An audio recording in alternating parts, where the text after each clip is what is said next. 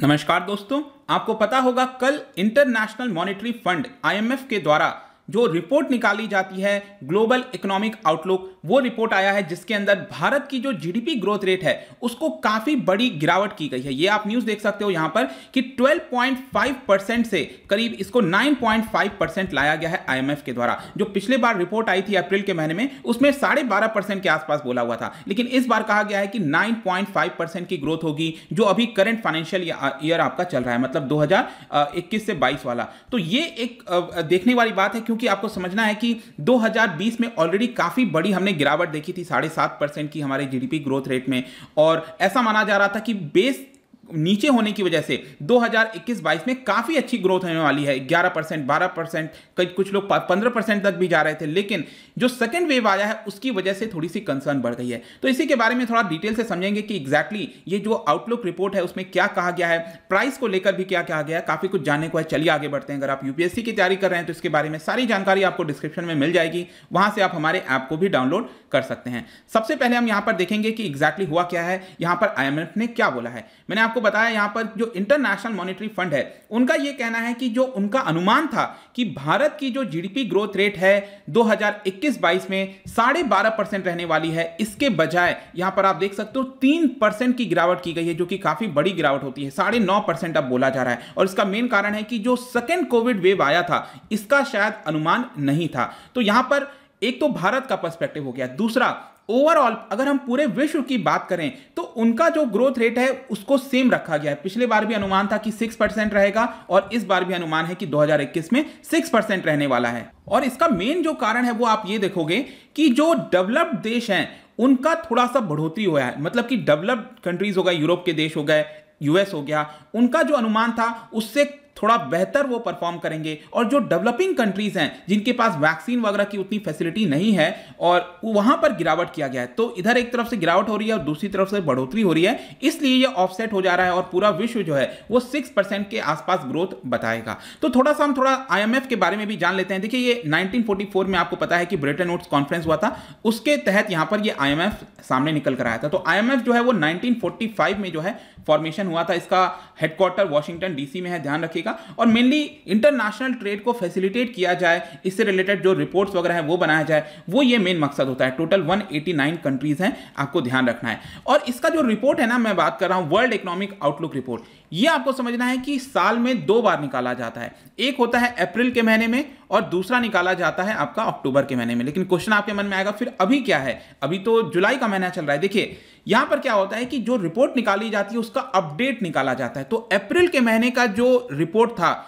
उसका अपडेट निकाला गया है अभी जुलाई के महीने में। सेम उसी प्रकार से जो अक्टूबर में रिपोर्ट आएगी उसका भी अपडेट निकाला जाएगा जनवरी के महीने में। तो एक तरह से आप कह सकते हो हर 3-3 महीने में आपको कुछ ना कुछ अपडेट देखने को मिलता है वर्ल्ड इकोनॉमिक आउटलुक से। इसको कंफ्यूज मत कर लेना वर्ल्ड बैंक के साथ। वर्ल्ड बैंक जो रिपोर्ट निकालता है उसको कहते हैं ग्लोबल इकोनॉमिक प्रोस्पेक्ट, ठीक है? तो ये डिफरेंट होता है, ये वर्ल्ड बैंक का है, वर्ल्ड इकोनॉमिक आउटलुक आईएमएफ का होता है। और इस रिपोर्ट के अंदर बेसिकली वही देखा जाता है कि जो डेवलपमेंट है ओवरऑल पूरे विश्व का, जो जीडीपी ग्रोथ रेट है वो कैसा रहेगा, इंडस्ट्रियल कंट्रीज किस प्रकार से अफेक्ट हो रही हैं, कंसर्न क्या है, उसी के बारे में बेसिकली ये पूरा रिपोर्ट होता है। तो यहां पर आप सबसे पहले देख सकते हो कि पूरे विश्व का कैसा अनुमान है। तो मैंने आपको बता दिया 6% होने वाला है। अगले साल 2022 में ये 4.9% होगा। और उसके बाद जो एडवांस्ड इकोनॉमीज हैं इसमें थोड़ी सी बढ़ोतरी हुई है। बेसिकली 2021 का अगर आप देखोगे तो 5.6% बताया जा रहा है, पहले ये बताया जा रहा था 5.3% के आसपास। तो यहां पर थोड़ा इंक्रीज हुआ है। और जो इमर्जिंग मार्केट और डेवलपिंग इकोनॉमीज हैं जैसे कि भारत हो गया, चाइना हो गया,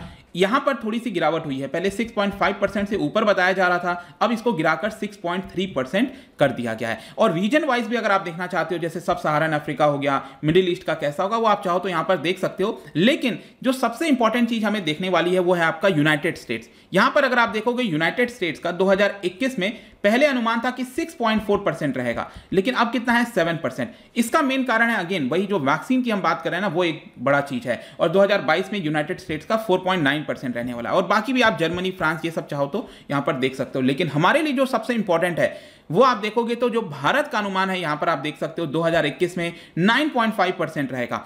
एक चीज और आपको ध्यान रखने वाली है कि 2022 का अगर आप अनुमान देखोगे ना तो ये 8.5% करा गया है।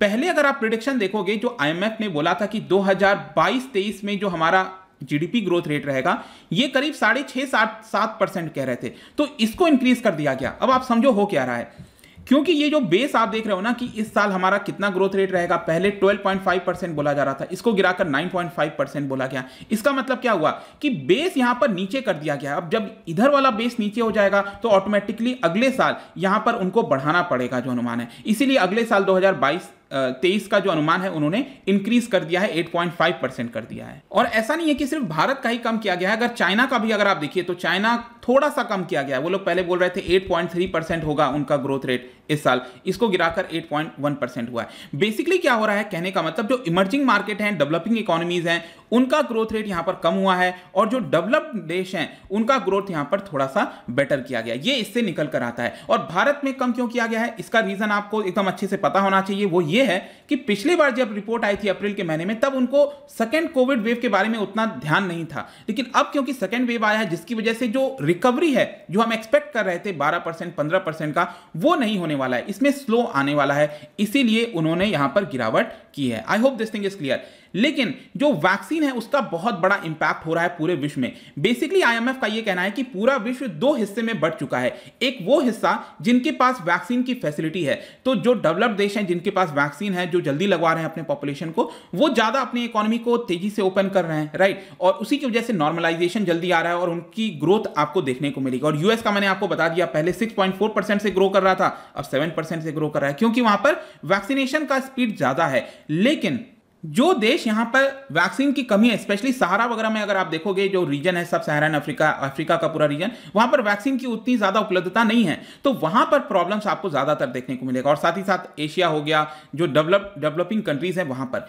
लेकिन इसके साथ ये बोला गया है कि इसका मतलब ये नहीं है कि सभी जो डेवलप्ड कंट्रीज हैं वहां पर एकदम सब कुछ अच्छा ही चलेगा, ऐसा नहीं है। जब तक वायरस है, मौजूद है हमारे विश्व के अंदर, तब तक जो रिस्क है वो सभी देशों के ऊपर बनी रहेगी। और ऐसा नहीं है कि जो रिकवरी है वो एकदम स्टडी रहेगा। कल के डेट में कुछ दूसरा अलग वेरिएंट सामने निकल कर आ जाता है तो वो देश प्रॉब्लम में आ जाएगा, भले ही वो कितना तेजी से ग्रो कर रहा था। तो ये जो खतरा है वो हमेशा बना रहेगा जब तक वायरस है पूरे विश्व के अंदर, ऐसा यहां पर आईएमएफ का कहना है। तो इसी की वजह से आईएमएफ ये कह रहा है, जो सजेशन दे रहा है आईएमएफ, वो ये कह रहा है कि हमें ग्लोबल कोऑपरेशन करना चाहिए वैक्सीन को लेकर।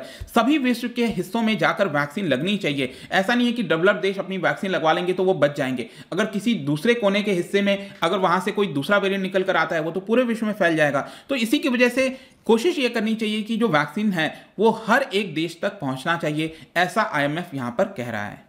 और जाने से पहले मैं आपको प्राइसेस के बारे में भी बता दूं कि आईएमएफ का क्या कहना है, क्योंकि स्पेशली आईएमएफ ने इसके ऊपर फोकस किया है कि जो प्राइस का प्रेशर है वो थोड़ा सा बढ़ रहा है। आपने देखा होगा जो कमोडिटीज वगैरह के प्राइसेस हैं वो बढ़ रहे हैं, स्पेशली बिकॉज ऑफ, क्योंकि जो सप्लाई चेन अफेक्ट हुआ है उसकी वजह से प्रॉब्लम हो रहा है। प्रोडक्शन वगैरह उतना नहीं हो रहा था, इसकी वजह से प्राइसेस आपको ज्यादा देखने को मिलेंगे। और आईएमएफ का कहना है कि हाई इन्फ्लेशन की वजह से जो प्राइसेस बढ़ रहे हैं उसकी वजह से एक कंसर्न ये है, एक चिंता की बात ये है कि जो सेंट्रल गवर्नमेंट है, जैसे हमारे देश में आरबीआई हो गया, यूएस के अंदर फेडरल रिजर्व हो गया, ये जो सेंट्रल बैंक होते हैं वो मॉनेटरी पॉलिसी को टाइटन करने लगेंगे। जब मैं कहता हूं मॉनेटरी पॉलिसी टाइटन करने लगेंगे, इसका अर्थ ये हुआ कि जो इंटरेस्ट रेट वगैरह है उसमें इजाफा किया जाएगा। जैसे अभी रेपो रेट हमारा कितना है, 4% है। तो अगर इन्फ्लेशन बढ़ता रहेगा, आपको पता है कि जब भी इन्फ्लेशन बढ़ता है तो उसको टैकल करने के लिए कॉन्ट्रैक्शनरी मॉनेटरी पॉलिसी अपनाई जाती है, टाइटनिंग मॉनेटरी पॉलिसी अपनाई जाती है। और इसकी वजह से जो रेपो रेट वगैरह है, मतलब कि आप मनी को इतना अच्छे से बोरो मत कर पाओ, आपके लिए थोड़ा महंगा हो जाए, लोग बहुत ज्यादा एक्सपेंडिचर भी ना करने लग जाएं, ऐसा ना हो जाए, तो इसकी वजह से इन्फ्लेशन बढ़ने का खतरा रहता है। तो उसकी वजह से यहां पर आईएमएफ को चिंता है कि मॉनेटरी पॉलिसी टाइटन किया जाएगा। और इसी की वजह से यहां पर आईएमएफ ये कह रहा है सभी सेंट्रल बैंकों को कि ये जो प्राइसेस बढ़ रहे हैं ये ट्रांजिशनरी हैं, स्पेशली फूड प्राइसेस में थोड़ा इजाफा हुआ है, इसकी वजह से इन्फ्लेशन बढ़ रहा है। इसलिए आपको अभी के लिए अपनी मॉनेटरी पॉलिसी को टाइटन नहीं करना चाहिए, क्योंकि इसकी वजह से क्या होगा, अगेन जो ग्रोथ है पूरे विश्व का उसके ऊपर इंपैक्ट देखने को मिलेगा। यूजुअली यही आपने देखा होगा ना, जैसे हमारे पास अगर आप देखो पिछले 1.5 साल से जो आरबीआई है उन्होंने क्या किया है, रेपो रेट को एकदम निचले स्तर पर ले आए हैं, मतलब 4% पर ले आए हैं। पहले होता था 7%, 6.5% के आसपास, अब तो बहुत नीचे हो चुका है। तो यहां पर डर यह है कि कहीं आरबीआई भी मॉनेटरी पॉलिसी में इजाफा ना करते। और इसके अलावा यहाँ पर अगर हम ऑयल प्राइसेस वगैरह की बात करें तो इसमें भी करीब 60% का इजाफा देखने को मिलेगा 2020 के बेस के हिसाब से अगर आप देखोगे। तो ये पूरा वीडियो था दोस्तों, जहां पर IMF का ये रिपोर्ट क्या क्या कह रहा है भारत को लेकर, विश्व को लेकर। आई होप कि आपको काफी कुछ जानने को मिला होगा। जाने से पहले एक इंटरेस्टिंग क्वेश्चन आपके लिए, आपको बताना है कि IMF के द्वारा ही और कौन सा रिपोर्ट यहां पर पब्लिश किया जाता है। कई सारे किए जाते हैं अलग अलग संस्था के द्वारा, IMF कौन सा करता है ये आपको बताना है। और इसका जो राइट आंसर है आपको पता है, मेरे इंस्टाग्राम पर तो मिलेगा ही, वहां पर अगर आप नहीं हो कोई बात नहीं, टेलीग्राम से भी ले सकते हैं इसका सही उत्तर। मैं कई सारे MCQs यहां पर डालता रहता हूं स्टोरीज के फॉर्म में, आप जाकर प्ले कर सकते हो। बाकी अगर आपको इसका PDF चाहिए तो टेलीग्राम पर आइए, अलग अलग सोशल मीडिया पर भी आप उनसे जुड़ सकते हैं। और अगर आप यूपीएससी की तैयारी कर रहे हैं, किसी भी स्टेट एग्जाम की प्रिपरेशन कर रहे हैं, अलग अलग सब्जेक्ट की तैयारी करना चाहते हैं, simply you have to download our app, और या फिर studiiq.com पर जा सकते हैं। वहां पर सभी कुछ बहुत ही अफोर्डेबल रेट्स पर कोर्सेज आपको उपलब्ध करा दिए जाते हैं। आई होप कि ये वीडियो आपको पसंद आया होगा। मिलता हूं आपसे next time. Till then, thank you very much, see you soon.